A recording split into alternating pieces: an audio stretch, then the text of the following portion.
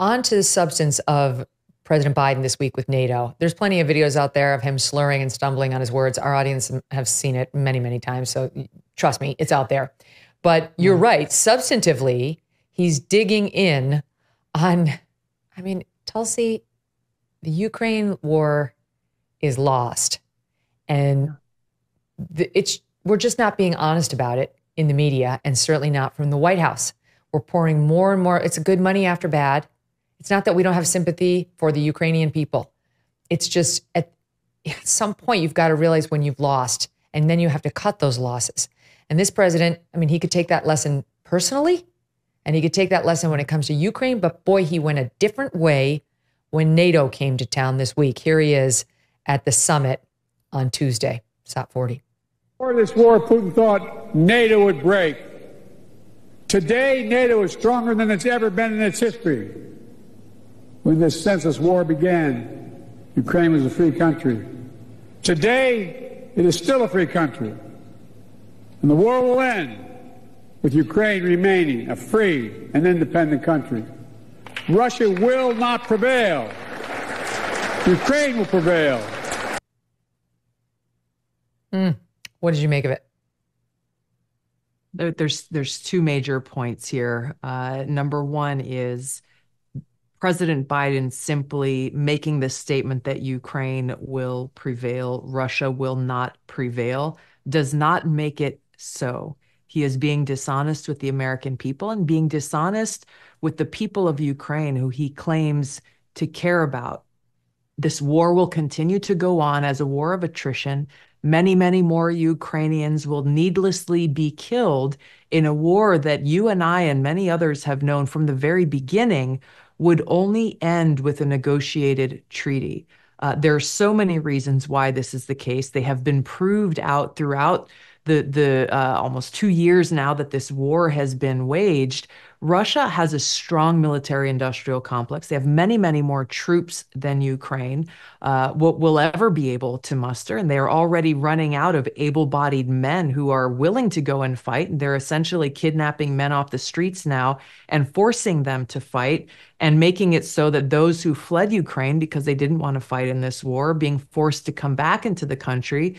Russia has already rebuilt and reconstituted their military to a point where they are stronger now, both in hardware and in manpower, than they were when they started this war, when they invaded Ukraine, which obviously was wrong. But this is the reality that we are facing. So for President Biden to say this, to make this statement, promising our taxpayer dollars, as we know, some NATO allies are looking at sending in their troops, which, if anything happened to a single one of their troops, would invoke Article 5 and force us to get involved. He's being dishonest with the American people about the cost, both of our taxpayer dollars and our security. The longer this goes on, the more it continues to escalate, as President Biden is escalating this proxy war, which ultimately is about regime change in Russia.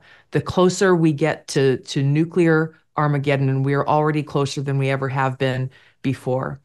The other point that I think is really important to make here is, as you said, Megyn, we do care about the people of Ukraine and their plight and the destruction and the loss that they are experiencing.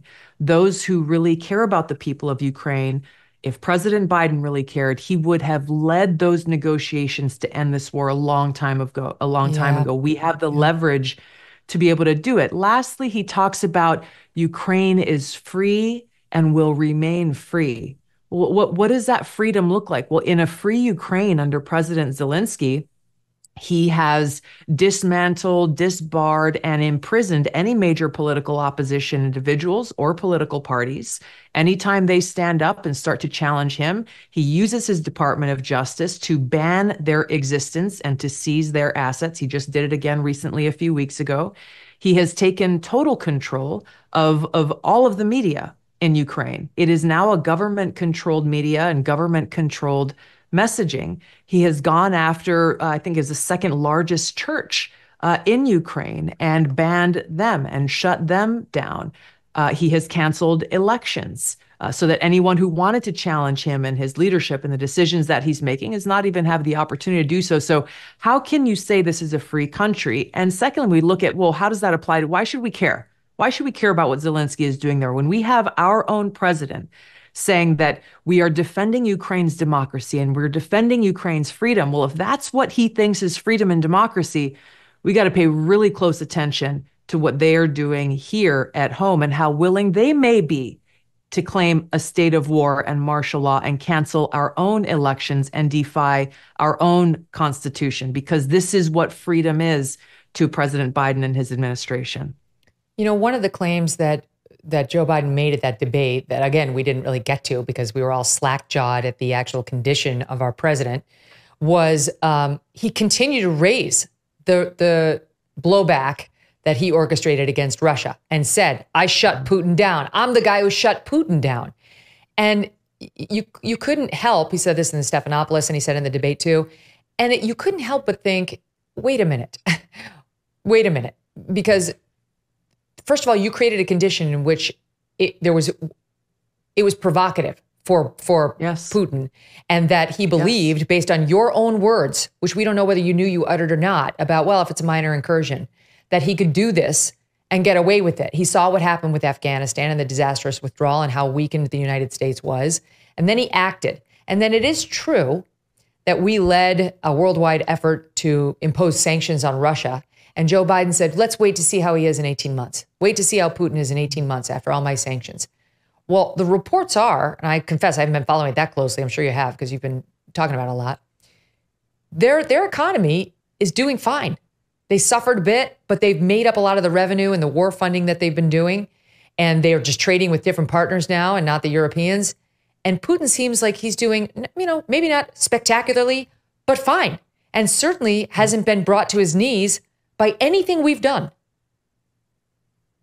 It's a fact. It's a fact. The fact that Joe Biden is gloating about the expansion of NATO, really what he is gloating about is the fact that he has made us, the American people, and the world far less safe, because by doing so knowingly, and history tells us this is true, the red line has always been around, for Russia, has always been around how they view an expansion of NATO encroaching around their borders as a red line and as an existential threat to their security. It's been very clear since before Putin was ever even in power, and it still remains true today.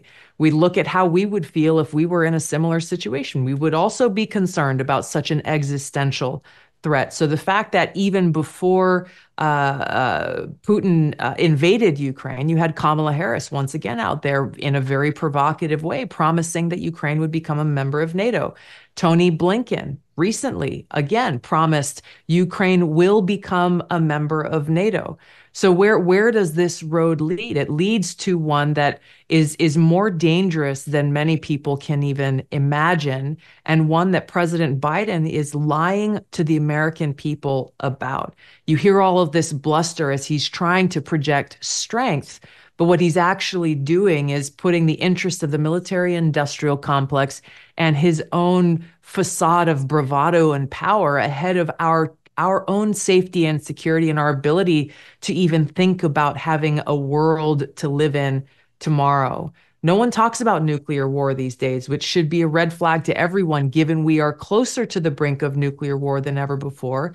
And President Putin has made no bones about the fact that they are running nuclear armament drills and that their laws have been changed to say if we face an existential threat, we are authorized to use nuclear weapons. What that would kick off in the world is unimaginable when we think about the last 20 years of war we've seen in Afghanistan and Iraq. We look at the cost of war, the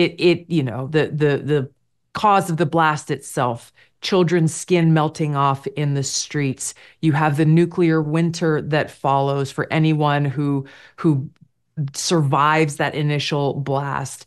Ronald Reagan was 100% correct and understood the seriousness of this when he said a nuclear war cannot be won and should never be fought. We should heed those words very carefully now, because quite literally, the very future of humanity and this planet are what is at stake because of what Joe Biden has done. Do you ever think to yourself, how can I work so hard and still be in debt? The piles of overdue bills, the threatening phone calls, never having money to do anything. It just won't stop. If you're trapped in debt, Done with Debt can be a way out. They have developed aggressive new strategies to end your debt permanently.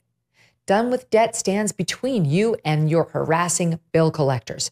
They tirelessly negotiate with your creditors to lower or even forgive what you owe. And they do it all without bankruptcy or new loans. One client said, "One phone call saved us a fortune. I wish we had done this long ago."